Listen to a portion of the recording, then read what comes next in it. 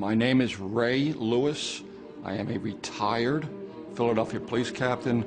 I spent close to 24 years with the Philadelphia Police Department. I found out about the movement on the internet, and it really piqued my interest.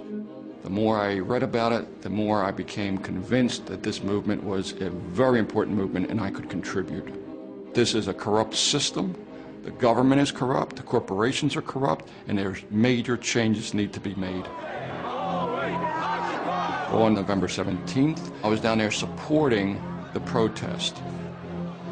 Watching these young people get arrested so overwhelmed me, so inspired me, that I made the most spontaneous decision of my life. I want you to arrest me.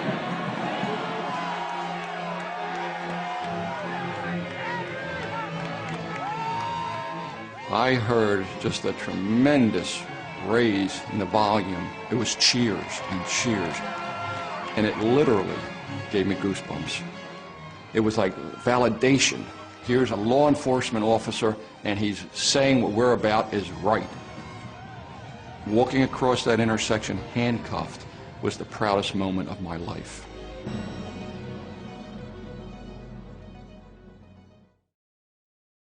This is Luke Radowski with Captain Lewis. Now, Captain Lewis, I got to say, being out here from day one, being maced, being batoned, having a horse step on me by the police, I was giving up hope that the police are one of us, that they're our brothers and sisters. That's always been in my thoughts. But seeing you here gives me hope for that idea. What gives you hope to be out here with us here today? You guys give me hope.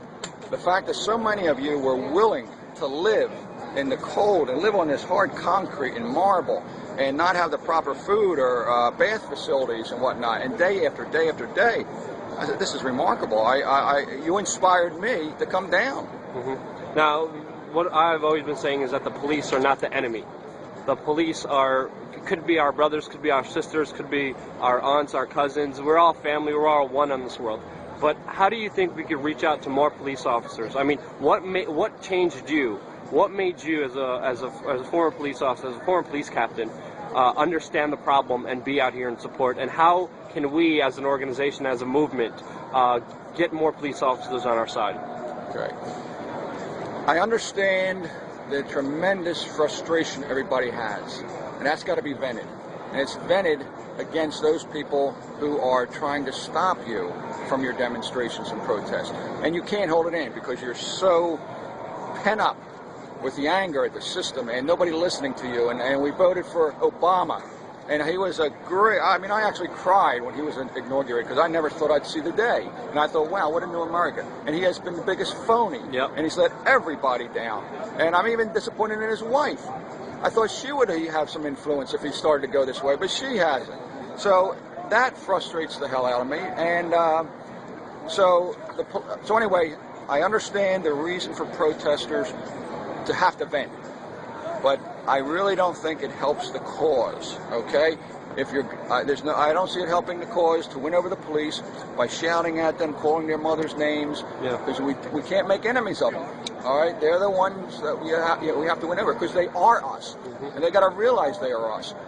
When I started in the police force, 1981, we had lifetime health care.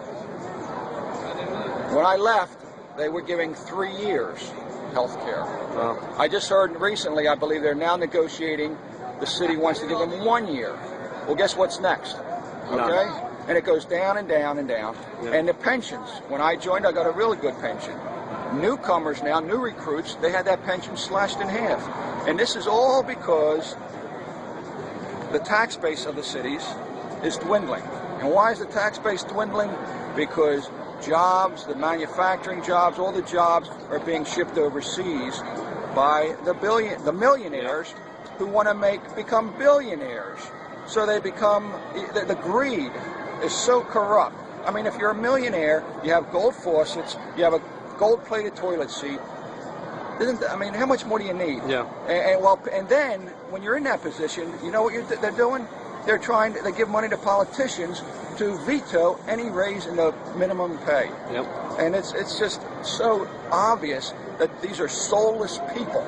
Yeah. And soulless people should not be in power and corrupting our government. Yeah. Back to your previous point, anger creates more anger, hatred only creates more anger, and it's a cycle that continues. And I've personally been speaking out against the cycle and continue. It's just been hard going through some of the abuses, seeing the atrocities, seeing the beatings. It's a it's one of the strongest things I have to overcome in my life, seeing that and still believing in it. But you make me believe that. And back on your previous point with the money and system, there's been a push here by some people to get money out of politics, which means establish college sports rules where politicians would not be able to take any money from corporations or big banks. Well, what was the Supreme Court ruling? Yeah, that corporations are people. Versus U.S., that was outrageous. Listen, we even had the Supreme Court is even corrupt. Now that tells you how bad we are. When the Supreme Court is corrupt, something's got to change. Exactly. What do you think of a basic idea saying that money, private money, corporations and big banks should not be able to give any money to our elected officials? Do you think that's a good idea? Absolutely. The number one thing to win an election, the number one thing is how much money do you have, okay? And when you get a lot of money from somebody, you're indebted to them. Okay? And if you don't follow what they want you, if you don't vote the way they want you to vote, guess what? Next election, you're out of a job. Okay? So they are just puppets for corporate America. Every politician is just a puppet for corporate America. Bought and sold. My last question is, you were recently arrested for standing with the protesters here. How was that experience being in jail? Was that? Well, I'm going to tell you the first experience I had. Yeah. I've had a lot of proud moments in my life, and I had a lot of proud moments in my career. And this might sound very strange, but when they put those cuffs on me and was leading me across that intersection, I felt the proudest I ever felt in my life. Wow. To join you guys in solidarity. Well, you touched my heart. You give me hope. You guys touch me and you give me hope. And once I think the police come around, there'll be real significant change because it is us versus that small, very exclusive elite. And I thank you from the bottom of my heart, Captain Lewis. You're awesome. God bless you, brother. Thank you, guys. And I wish you the best with everything. And just try to realize that I know you have a lot of anger, but when you shout these things at the police, and civil disobedience is okay, but don't go kicking them and don't go spitting on them. Just, get up with them and go with them willingly. Don't continue the cycle of hate and anger. End it. You hit it right on the head. Yep. You're continuing the cycle. You're right. Don't continue it. All right. Move And forward. thanks for what you're doing. No problem. I'll tell you right now, what everybody's doing here is the most important thing, because you guys are the real media. Thank goodness for the internet. All right. Yep. But then I don't doubt someday they're going to try to shut that down. Oh yeah. Corporate America will shut down the internet when they see this getting stronger and stronger. I have not watched any television news stations. I have not watched any. I have not read the papers. I get all my news from the internet, the websites like yours, and there's a million.